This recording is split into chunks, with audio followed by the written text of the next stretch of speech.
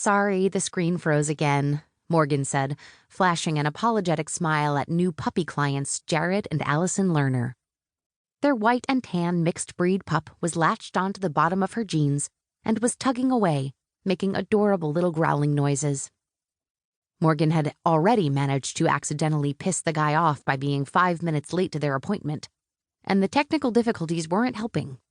Moving from paper records to tablets was one of the many changes implemented when the former practice owner, Dr. Simmons, sold his business to a huge veterinary consolidator. The upgrade to paperless records had seemed like a good idea when it was rolled out, but the confusing and glitchy system was yet another headache that Morgan and her colleagues didn't have time for. The device didn't show any signs of life, so Morgan squatted down on the chipped tile floor, placed the useless tablet down next to her, then reached out to pet the pup, wearing a genuine smile. She felt her whole body relax when the puppy turned crescent-shaped with glee and wiggled into her palm. She wished she could inject the furry oxytocin hit into her veins like a junkie. Thank God for puppies. Bailey is absolutely adorable. Yeah, Jared laughed.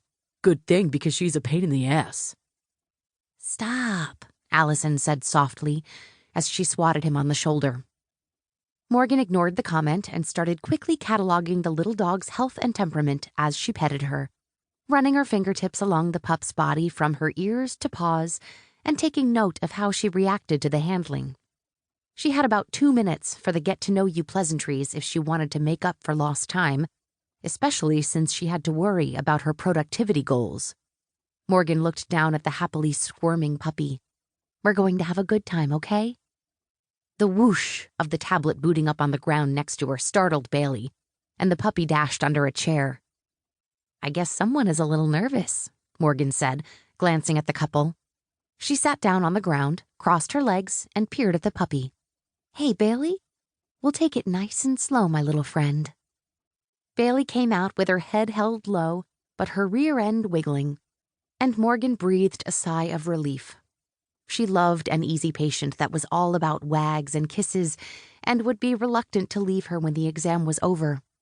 And when it came to the other side of the table, she needed pet parents who were eager to take her advice on the importance of socializing their nervous puppy in order to prevent a lifetime of fear responses and stressful exams.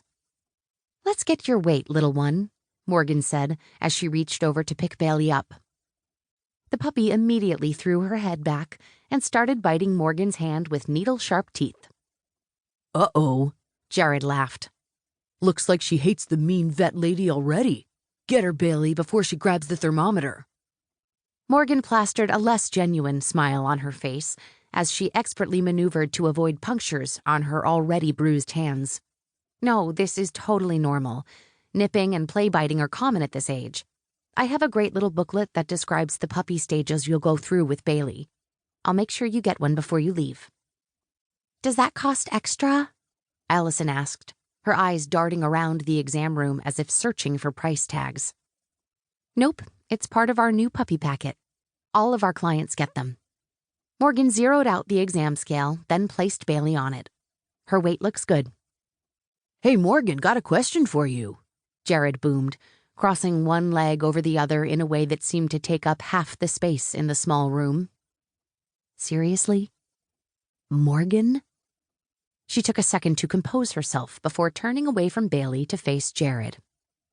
Of course, I'm happy to answer all of your questions, but you can call me Dr. Pearce. She forced herself to smile widely, hoping it would blunt her words. She didn't want to piss off new clients, but she wasn't about to let him ignore her hard-earned title. She always endured the sweeties and honeys from senior citizens without comment, but she wouldn't stand for the insecure man-spreaders flexing on her by using her first name. There was a reason why she was staring down $150,000 in student debt, and it was spelled DVM. Oh, excuse me, Dr. Pearce, Jared replied in a tone that made it clear he wasn't used to being corrected. Anyway, about housebreaking.